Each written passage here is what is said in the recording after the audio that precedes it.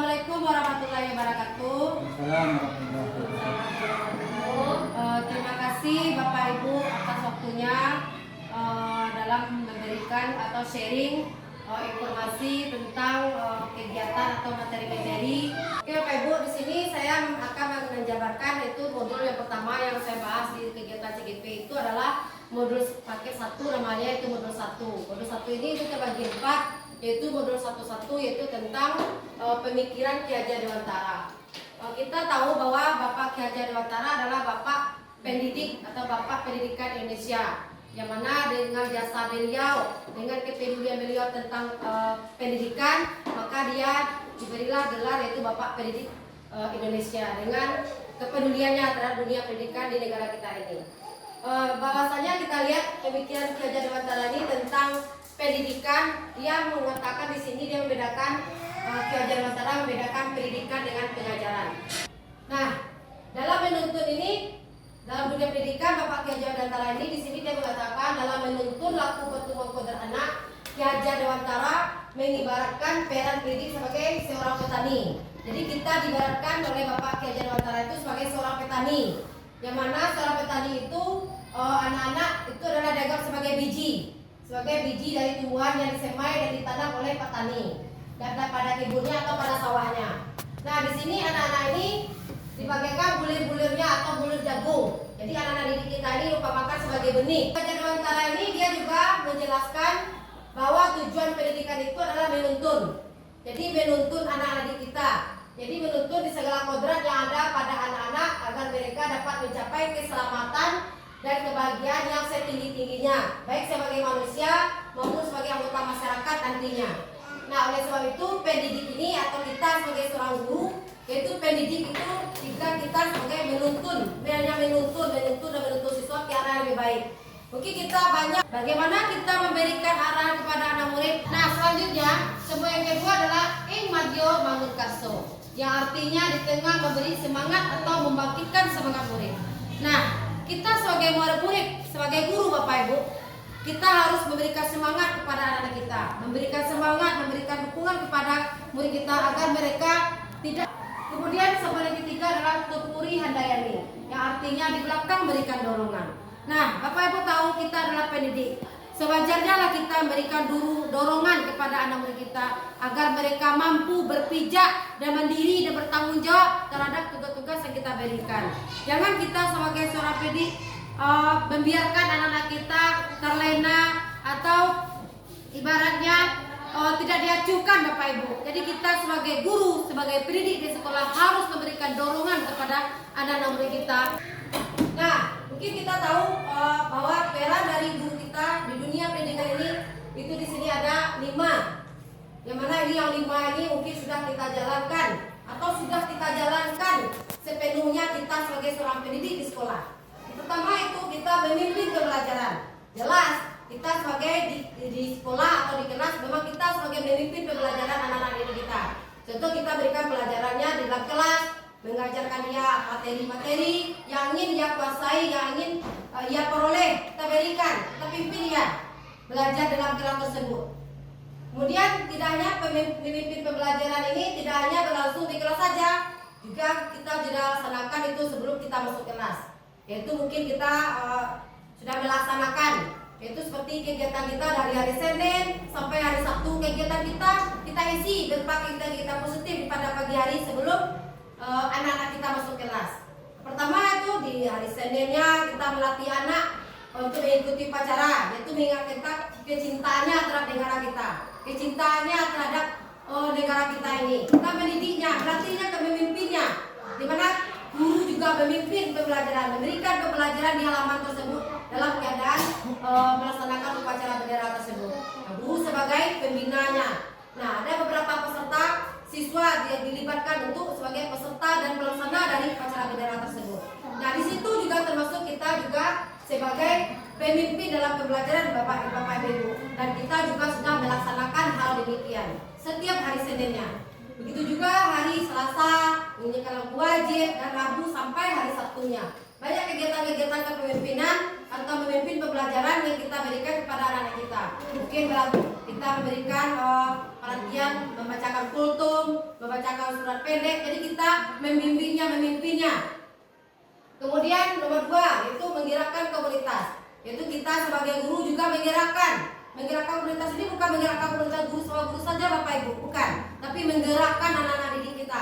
Dalam kelas kita ini juga merupakan komunitas Bapak Ibu. Jadi kita menggerakkan anak-anak kita, menggerakkan ke arah yang lebih baik. Misalnya kita kemarin sudah membahas masalah-masalah yang kita hadapi di kelas. Bagaimana giat kita anak ini biar dia tergerak untuk melakukan tugas-tugas yang kita berikan di depan atau di dalam kelas kita masing-masing. Tergerak anak-anak itu melaksanakannya. Kalau ada anak-anak kita yang masih belum tergerak dia melaksanakan tugas yang kita berikan, ada apa dengan kita? Jadi kita sama-sama koreksi, kita perbaiki pembelajaran kita perbaiki lagi diri kita, begitu juga dengan diri saya pribadi. Ada ilmu baru yang belum bukan teman-teman atau belum mengetahui yang lain, boleh Bapak Ibu, bukan saya saja, tapi Bapak Ibu juga bisa menjadi coach bagi guru lain. Misalnya Bapak Ibu mampu bidang apa, boleh bagikan ilmunya kepada kita semua. Jangan disimpan Bapak Ibu, sebab ilmu itu kalau kita bagi dengan orang lain, ilmu itu akan berkembang Bapak Ibu. Tapi kalau kita pendam, ilmu itu akan hilang. Itu sifatnya manusia. Kemudian yang keempat itu mendorong kolaborasi antar guru. Jadi kita sesama guru ini Bapak Ibu kita saling mendorong, saling mengingatkan. Misalnya di mana kita salahnya, di mana kita terbenturnya dalam menghadapi anak. Jadi kita saling mendorong, memberikan support, memberikan semangat satu sama lain kepada kita masing-masing. Jadi kita berikan guru-guru inilah atau Bapak Ibu dia kita dapat memberikan semangat atau mendorong kolaborasi antar guru tersebut. Misalnya saya pribadi yang saya alami sekarang. Nomor 3 tolong jelaskan lagi untuk Lisa. Yang nomor 3. Nah, yang nomor 3 ini ada pertanyaan bagus sekali yaitu menjadi coach bagi guru lain. Nah, menjadi coach bagi guru lain ini Bapak Ibu, kita menjadi coach ibaratnya kita sebagai pembimbing atau pembagi atau ibaratnya kita sebagai pemimpin dari teman-teman guru lain di bidang apa yang kita mampu. Misalnya ibu mampu bidang pembuatan RPP, kita ibu bagi kepada guru-guru lain jadi coach bimbing guru-guru lain untuk pembuatannya. Contohnya seperti Bu Yen dia mampu dari segi ADM-nya pembuatan ADM kelas APP atau silabus. Bu Yen mampu, Bu Yen yang memberikan penjelasan kepada kita semua. Bagaimana langkah-langkahnya, bagaimana proses pembuatannya. Jadi kita dibimbing oleh ibu yang tersebut. Jadi kita diarahkan sama ketika cara-cara kita atau yang kita lakukan seperti saat sekarang ini. Karena saya dapat materinya lebih dulu, saya bagikan dulu ke Bapak Ibu hal. Nah di sini paradigma seperti itu yang kita arahkan, yang negatif itu, yang kata larang-larang seperti itu yang harus kita rubah ke bentuk budaya positif. Nah kita rubah keyakinannya. Di sini menurut William Dresser bahwasanya untuk meluruskan beberapa miskonsepsi dengan tentang kontrol, yaitu ilusi guru mengontrol murid. Pada dasarnya kita tidak dapat memaksa murid untuk berbuat sesuatu jika murid tersebut memilih untuk tidak melakukannya. Walaupun tampaknya kita sedang mengontrol perilaku murid tersebut. Hal ini karena murid tersebut sedang mengizinkan dirinya dikontrol. Berarti gini Bapak Ibu, kita menyuruh anak-anak itu misalnya dia melakukan suatu kesalahan, kita suruh dia memberikan kita atau kita beri dia sanksi. Kalau dia menurut, berarti dia mengizinkan dirinya untuk dikontrol oleh kita. Tapi bisa saja dia mengelak, misalnya dia bersalah, dia bisa saja katakan tolong kamu kerjakan itu, pasti dia. Nah kemudian ini ilusi bahwa semua penguatan positif itu efektif dan bermanfaat. Nah kenapa kegiatan positif itu efektif dan bermanfaat? Penguatan positif atau bujukan adalah bentuk-bentuk kontrol. Contoh misalnya kita menerapkan budaya disiplin, contoh memasukkan berpakaian rapi. Berpakaian rapi itu maksudnya anak-anak itu bajunya maksudnya ke dalam, batunya warnanya ini, dan berpakaian rapi lengkap atribut yang dipakai sesuai aturan yang ada di sekolah. Nah itu kan sebuah penguatan atau sebuah kegiatan budaya positif namanya Bapak Ibu. Nah itu bermanfaat untuk dirinya. Kenapa? Di sini bujukan atau kegiatan tersebut segala usaha untuk mempengaruhi murid atau mengulangi suatu perilaku tertentu adalah suatu usaha untuk mengontrol murid. Jadi kegiatan yang kita selalu tegur dia itu adalah merupakan suatu kegiatan mengontrol dia. Apabila kita lakukan secara kontinu dia akan sadar sendiri. secara konsisten kita terapkan terus, dia akan berubah secara sendirinya. Kemudian dalam jangka waktu tertentu. Nah, yang berubah ini Bapak Ibu udah bisa kita anak ini bandel. Anak ini selalu pakainya berapi. Sekali ini dia turunkan, besok dia buka lagi. Besok dia diturunkan, besok buka lagi.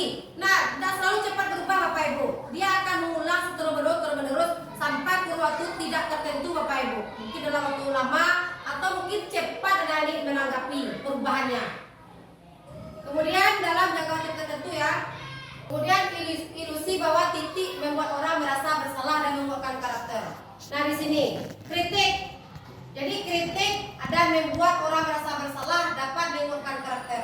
Jadi sebuah kritikan juga mempan Bapak Ibu. Jadi kita jangan dikritik orang, jangan tersinggung. Jadi kritikan itu adalah tujuannya untuk menguatkan karakter kita. Misalnya ketika kita sebagai seorang guru, mungkin kritikan kita mungkin dari segi kedisiplinan. Misalnya ketika kita datang terlambat, ada kritikan dari teman, tapi menyampaikan kritikan itu jangan membuat orang atau teman kita tersinggung. Sampaikan kritikan itu sifatnya membangun tentang kritikan karena dia terlambat. Apa kira-kira kalimatnya kita sampaikan kepada teman kita? Jadi kritikan itu untuk menguatkan karakter kita. Jadi kalau dia kritikan kita baik atau dapat merubah dia ke arah yang lebih baik, jadi kita menguatkan karakternya, merubah karakternya itu. Kemudian ilusi bahwa orang dewasa memiliki hak untuk memaksa. Kita sebagai seorang guru kan dewasa ada Bapak Ibu. Jadi berhak awak memaksa anak itu untuk melakukan hal-hal yang berbau positif. Jadi tidak ada kita sebagai seorang pendidik atau orang dewasa, sebagai kita seorang pendidik tidak ada yang memaksa kita atau memaksa anak-anak kita untuk melakukan hal-hal yang tidak diinginkan. Pasti. Jadi kita orang dewasa berhak memaksa orang atau memaksa anak-anak untuk melakukan hal-hal ke arah yang lebih baik. Jadi kita orang dewasa Bapak Ibu berhak memaksa anak kita, tapi ke arah yang lebih baik.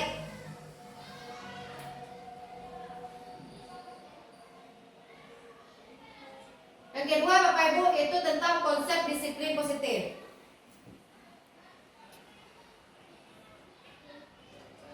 Nah di sini kita jelas konsep disiplin positif ini kita tahu.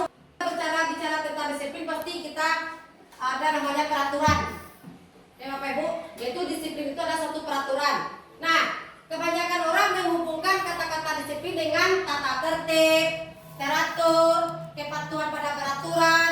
Nah kata disiplin juga sering dihubungkan dengan hukuman. Nah itu contohnya kalau aturan contohnya dia tidak melanggar rapi tadi atau tidak terlambat tadi, melanggar disiplin Pak, ada lagi hukuman atau dikasih hukuman. Jadi ada juga menghubungkan seperti itu ya. Jadi disiplin ini ada yang menghubungkan dengan hukuman, padahal itu sungguh berbeda. Jadi disiplin dengan hukuman itu jauh berbeda Bapak Ibu. Nah karena belajar tentang disiplin positif tidak harus memberi hukuman. Justru itu adalah salah satu alternatif terakhir.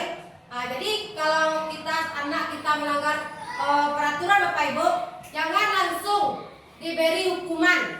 Karena itu kalau hukuman ini sudah terakhir, ibaratnya suatu tindakan yang terakhir, ada lagi usaha kita lagi baru berikan hukuman. Selagi masih bisa dia dinasihati, diberikan arahan dan segala macamnya untuk yang lebih baik, lakukan saja itu yang terbaik. Baru kalau sudah tidak bisa lagi baru diberikan hukuman kepada anak kita tersebut bagi yang melanggar keteraturan atau disiplin tersebut. Sama sekali. Sebab jikalau kita tidak cakap melakukan untuk diri pribadi, wajiblah pengusaha lain mendisiplinkan diri kita. Begitu Bapak Ibu. Jika contohnya kita banyak anak kita yang tidak disiplin Bapak Ibu, dari segi sikapnya, berpakaiannya, bertutur katanya, jika dia diri sendiri tidak bisa disiplin, wajib kita paksa untuk dia disiplin. Jadi ada aturannya. Jadi kita harus dalam suasana merdeka. Jadi kita yang mendisiplinkan. Jadi ada perlu penguasa untuk mendisiplinkan dirinya. Siapa penguasanya kalau di kelas? Yaitu gurunya. Siapa penguasa di kelasnya? Itu sekolah atau sebuah gurunya yang bekerja sama. Begitu maksudnya. Jika diri pribadi seorang siswa itu tidak bisa disiplin, jadi gurunya yang mendisiplinkan, yaitu gurunya sebagai penguasa. Nah, Bapak Ibu yaitu tentang keyakinan kelas. Keyakinan kelas ini yaitu membuat suatu keyakinan, yaitu keyakinan atau kesepakatan kelas yang kita sepakati pada anak didik kita. Apa-apa saja kesepakatan kelas atau keyakinan kelas yang kita buat agar anak-anak kita ini tertib dalam belajar. Memang ini Bapak Ibu, keyakinan kelas ini tidak langsung anak ini kita buat kesepakatan kelas atau keyakinan kelas, anak ini langsung berubah. Enggak Bapak Ibu, perlu proses. Kenapa dia perlu proses, perlu dia masa untuk berubah? Karena dia selama ini mungkin tidak ada seperti itu, tidak ada membuat keyakinan kelas, tidak ada keyakinannya sebelumnya. Sekarang kita buatkan hal demikian. Untuk itu kita buatkan keyakinan masing-masing kelas kita. Jadi kita tidak perlu Bapak Ibu harus banyak-banyak sekali buat keyakinan kelas, tidak. Contohnya kami selalu peduli dengan lingkungan kelas yang bersih. Itu salah satu contoh bentuk keyakinannya. Berarti anak ini yang meyakini kelasnya harus bersih. Apa yang harus dilakukannya? Ya bikin kelas setiap hari secara bergiliran 1 kali seminggu. Kemudian lagi misalnya kami membiasakan berpakaian rapi ke sekolah. Mungkin karena kita yakini secara bersama-sama dia akan selalu berpakaian rapi ke sekolah. Mungkin itu betul-betul salah satu contoh keyakinan kelas yang harus kita buat di kelas kita masing-masing. Kita lanjut, itu bentuk yang positif lagi, itu adalah 5 posisi kontrol. Nah, 5 posisi kontrol ini tadi kita sudah bahas Bapak Ibu, yang mana kita ada di itu yang pertama yang dilakukannya 5 posisi kontrol di sini, yaitu yang mana 5 posisi kontrol ini guru adalah sebagai penghukum, di mana anak melakukan suatu kesalahan, guru dengan siap atau dengan segera melakukan suatu hukuman kepada anak yang jika ia melanggar. Nah, hukum ini Bapak Ibu, kadang-kadang kita berikan hukuman kepada anak kita tidak setimpal dengan kesalahan yang dilakukan oleh anak didik kita. Mungkin itu yang harus kita pilah-pilah dalam memberikan hukuman kepada anak didik kita. Kemudian posisi kontrol yang kedua yaitu pembuat orang merasa bersalah. Yaitu ibaratnya pembuat orang merasa bersalah ini kalimatnya, anak-anakku, kenapa sudah begini Bu, kamu masih juga seperti ini. Jadi kita sekarang kan bahasa kita itu mengelas kepada mereka. Jadi siapkan dia itu monitor atau pemantau. Monitor dan pemantau ini adalah Bapak Ibu, kita memantau, monitor anak-anak kita di dalam kelas ataupun di perkara sekolah, bahwasanya anak-anak ini tentang tanggung jawabnya apa yang dia lakukan. Jadi kita memonitor Bapak Ibu, apa saja yang dia lakukan kita mengetahuinya, bagaimana tindakannya yang terhadap kesalahan. Seperti kalimatnya seperti ini, apa yang telah kamu lakukan, sanksi atau konsekuensi apa. Jadi monitor itu kalimatnya kepada anak-anaknya. Jadi monitor, jadi kita memonitor anak terhadap kesalahan-kesalahan yang dia lakukan. Jadi bahasa kita seperti ini, peraturannya apa yang kamu ketahui tentang peraturan sekolah kita. Kemudian apa yang telah kamu lakukan. Jadi kita bertanya kepada mereka. Kemudian yaitu kelima yaitu manajer. Manajer inilah posisi terakhir, di mana posisi mentor, di mana guru berbuat sesuatu bersama dengan murid. Jadi di sini murid mempersilahkan murid mempertanggungjawabkan perilakunya, yaitu mendukung murid agar dapat menemukan solusi dan permasalahan sendiri. Misalnya anak sudah melakukan suatu kesalahan, misalnya seperti tadi, dia melakukan suatu kesalahan. Kita tanya dia dengan bahasa seperti ini, apa yang telah kita yakini atau apa peraturan telah kita sepakati. Kemudian apakah kamu meyakininya? Kemudian kita tanya lagi, jika kamu telah melakukan suatu kesalahan, bagaimana menurut kamu solusinya? Kita akan tanya lagi bagaimana solusinya, karena dia tahu kesalahan apa yang dia buat, pasti dia tahu juga solusi yang dia lakukan harusnya. Begitu kalau posisi manajer. Nah, dari 5 posisi kontrol ini yang lebih tepat yang harus kita lakukan adalah posisi manajer ini. Kenapa posisi manajer? Anak-anak merasa tidak terbebani. Maksudnya anak-anak di sini kita tidak merasa anak-anak ini terancam. Jadi dia tidak merasa terancam dan tidak merasa, jadi dia enak, kita sama-sama enak, guru enak. Ya Bapak Ibu, oke terima kasih. Saya sudahi. Ada Pak? Ada sih. Silakan Pak. Tapi praktis lah. Iya Pak. Saya sedikit Pak Ibu ya. Tadi yang konsep dari Kiai Dewan Utara ini kan, itu kan konsepnya singkat, padat. Artinya tidak perlu lagi dikotak-atik. Sementara sekarang nggak dibikin definisi baru, aturan-aturan baru. Sementara jauh dari apa yang diharapkan, baik itu tujuan pendidikan, kemudian disiplin lagi. Sebab karena demikian, sebetulnya kadang-kadang kita lihat pelaku pendidikan tadi yang menyebabkan itu semua tidak berjalan. Karena demikian, Sebab kita dari awal sebagai seorang guru kan sudah ada disumpah, ya kan? Nah, itu yang salah satu isinya itu tadi kita harus mendahulukan kepentingan negara daripada kepentingan pribadi. Apapun bentuknya, apapun kondisinya. Kalau tidak mau kita mendahulukan kepentingan negara daripada kepentingan berhentilah. Ya, terima kasih Pak. Mungkin itu memang bagus sekali yang Bapak sampaikan. Betul sekali Bapak Ibu. Kenapa? Memang kalau kita hanya berbuat, memang kita semua ini tahu disiplin itu apa. Nah, kalau kita berbicara tentang budaya positif Bapak Ibu, kita tahu bahwa kita sudah melaksanakan budaya-budaya positif yang sudah kita terapkan di sekolah kita selama ini. Nah, seperti contohnya itu kita melaksanakan piket kelas, mungkin, dan kita juga sudah melaksanakan itu selama ini Bapak Ibu. Sebegitu seterusnya setiap pulang sekolah anak-anak kita latih untuk dia bekerja bertanggung jawab. Seperti contohnya melaksanakan piket satu kali dalam seminggu. Kita mengatur jadwal piketnya agar apa tujuannya itu Bapak Ibu, untuk melatih tanggung jawab dan mandiri terhadap anak murid. Ini adalah suatu kegiatan kita setiap hari Jumatnya, yang mana kita membiasakan kepada anak didik kita yaitu peduli dengan lingkungan, yaitu Jumat bersih. Di mana anak-anak kita setelah kita melaksanakan kultum, anak-anak kita langsung dia memilih sampahnya, memungut sampah dan ada di sekitar lingkungan sekolah tanpa harus kita suruh terlebih dahulu Bapak Ibu. Jadi dia sudah tahu apa yang harus dia lakukan setiap kita melaksanakan kultum pada pagi hari sebelum dia masuk kelas Bapak Ibu. Nah, budaya-budaya positif seperti ini Bapak Ibu yang harus kita laksanakan secara kontinu, secara rutin, agar anak-anak tersebut tahu dengan tanggung jawabnya dan mandiri dia melakukan tugas-tugas seperti itu tanpa kita harus menyuruh dan menyuruhnya. Nah, hal ini Bapak Ibu, terwujudnya hal-hal demikian seperti ini Bapak Ibu akan tercipta apabila selalu kita konsisten dan kontinu dilakukan kepada anak-anak kita di sekolah kita ini. Nah, kemudian ini Bapak Ibu, yaitu kita melaksanakan sekarang sebelum kita memasuki kelas, kita juga sudah melaksanakan yaitu budaya bersalaman sebelum masuk kelas kepada guru-gurunya. Dan ini juga sebelum kita melaksanakan PBM rutinitas, yaitu kita melaksanakan disuruh anak itu berdoa, membaca surat pendek ke depan, kemudian menyanyikan lagu wajib di depan kelas. Nah, begitu kita lakukan setiap harinya Bapak Ibu. Nah, ini adalah merupakan salah satu atau bentuk-bentuk dari budaya-budaya positif yang kita terapkan di sekolah kita Bapak Ibu. Nah, selanjutnya, nah begini Bapak Ibu. Nah, selain dari budaya-budaya positif di atas, kita juga melaksanakan itu senam paginya, kemudian mengadakan sholat berjamaah setiap kelas bergiliran setiap harinya Bapak Ibu. Nah, ini juga merupakan budaya-budaya positif yang harus kita terapkan, yang harus kita konsisten, yang harus kita laksanakan setiap harinya Bapak Ibu, dan harus kontinu harus kita laksanakan.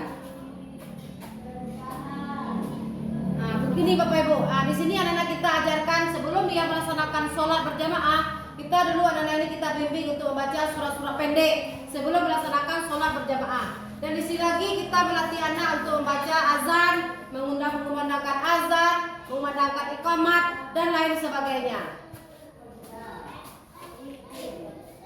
Nah, kemudian ini lagi adalah membudayakan anak-anak dalam apabila dia dalam berbelanja, dalam membeli makanan pada saat jam istirahat, kita sering mengajak anak-anak tersebut untuk selalu duduk di bangku yang sudah atau tempat-tempat duduk yang sudah kita sediakan di sekolah. Yaitu setelah anak-anak ini jajan atau membeli makanan yang dia makan dan menggunakan sampah, anak-anak ini langsung masukkan ke dalam tong sampahnya. Nah, hindari semua budaya-budaya positif yang kita terapkan di sekolah kita ini Bapak Ibu.